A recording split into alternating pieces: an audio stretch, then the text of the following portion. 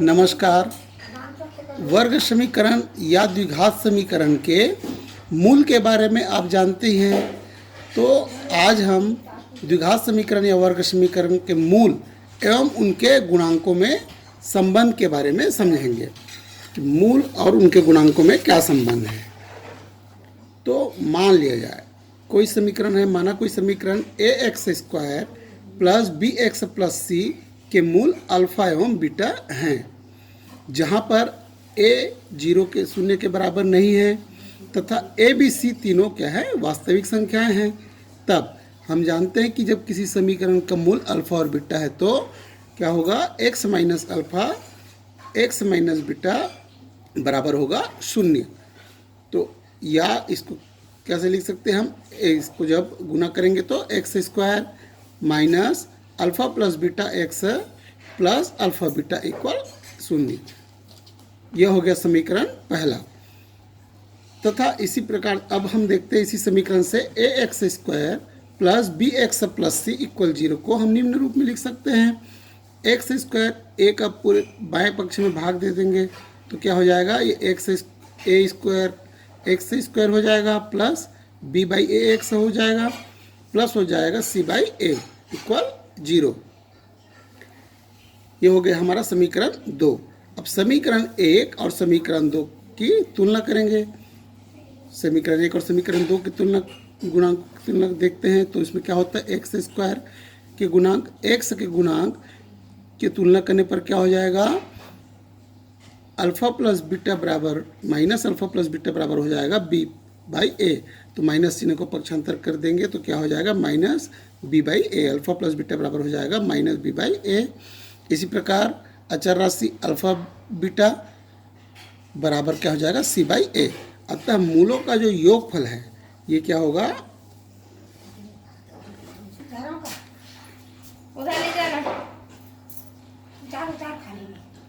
मूलों का योगफल बराबर हो जाएगा माइनस b बाई ए तथा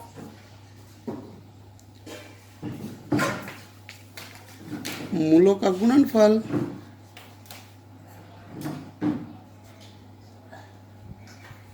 बराबर c बाई ए। इस प्रकार से वर्ग समीकरण या द्विघात समीकरण के मूल और गुणांकों में संबंध होता है।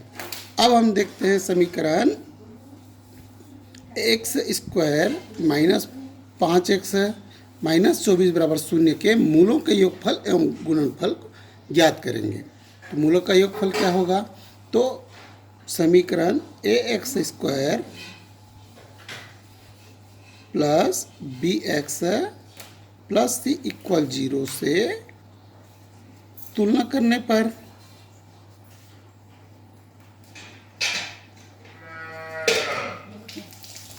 मूलों का, सबसे पहले बात, मूलों का योगफल क्या होगा,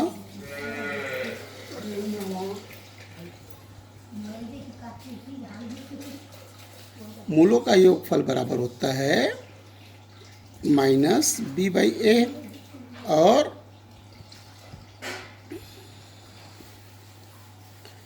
मूलों का गुणनफल बराबर होता है c बाई ए। और जब हम इस समीकरण से तुलना करते हैं तो a बराबर यहाँ पर क्या होगा, 1, b बराबर होगा ऋण 5 और c बराबर हो जाएगा ऋण 24। तो मूलों का योगफल क्या होगा, माइनस b बाई ए बराबर हो जाएगा माइनस 5 बटे 1 बराबर ऋण का हो जाएगा धन, तो धन 5 हो जाएगा। और मूलों का गुणनफल क्या हो जाएगा, c बाई ए बराबर हो जाएगा ऋण 24 बटे 1, तो बराबर हो जाएगा ऋण 24। इस प्रकार से मूलों का योगफल और मूलों का गुणनफल हम ज्ञात कर सकते हैं। अब यदि हमें मूल ज्ञात हो और वर्ग समीकरण बनाना हो तो उसे कैसे बनाएंगे। अब मान लिया जाए किसी भी समीकरण का हमें मूल तो ज्ञात है और उसका वर्ग समीकरण निकालना है। तो कैसे करेंगे? यदि किसी समीकरण के मान लीजिए मूल क्या है, अल्फा और बीटा है, मान लीजिए मूल अल्फा व बीटा है, तब वह वर्ग समीकरण क्या होगा? X square minus alpha plus beta x plus alpha beta बराबर 0। यह समीकरण मिल जाएगा। अर्थात क्या होगा? एक्स स्क्वायर माइनस मूलों का योग एक्स प्लस मूलों का गुणनफल बराबर 0। अब यहाँ पर देखते हैं, उदाहरण देखते हैं। वह वर्ग समीकरण ज्ञात कीजिए जिसके मूल 3 व ऋण 8 हैं। तो सबसे पहले हम क्या करेंगे? मूलों का योगफल निकाल लेंगे।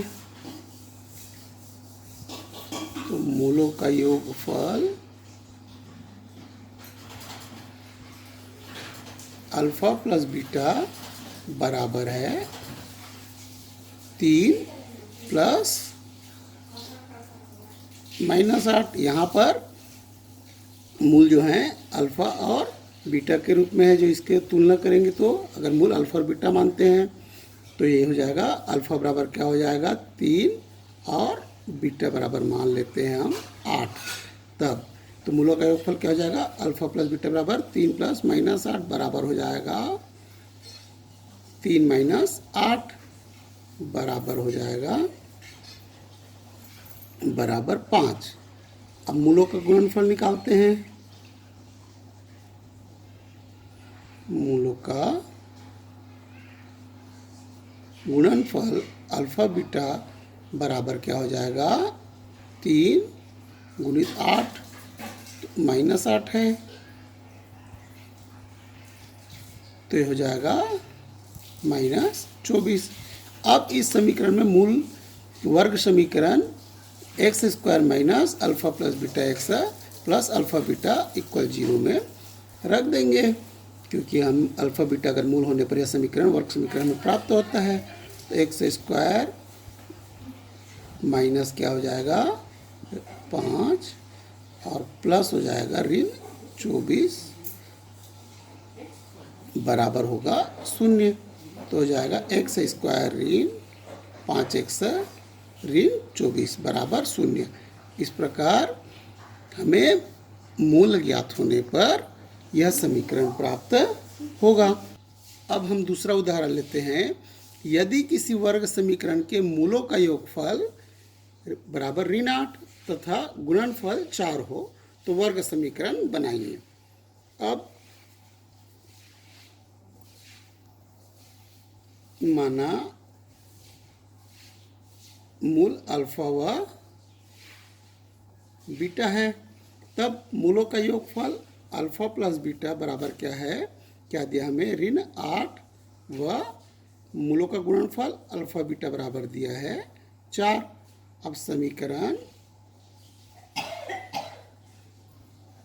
X square minus alpha plus beta x plus alpha beta equal 0 में मान रख देंगे।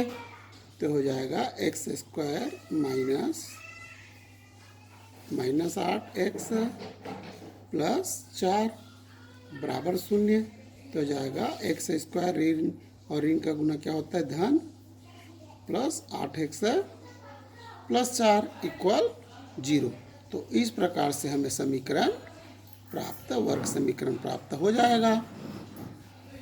तो यहाँ पर अगर हमें मूल दिया हुआ है तो इस सूत्र की सहायता से हम x square minus alpha plus beta x plus alpha beta equal 0 की सहायता से हम वर्ग समीकरण बना सकते हैं तथा वर्ग समीकरण के मूल और गुणांकों में संबंध भी आपको समझ में आ गया है कि अल्फा प्लस बीटा अर्थात मूलों का योगफल बराबर ऋण b/a तथा मूलों का गुणनफल बराबर होता है c/a।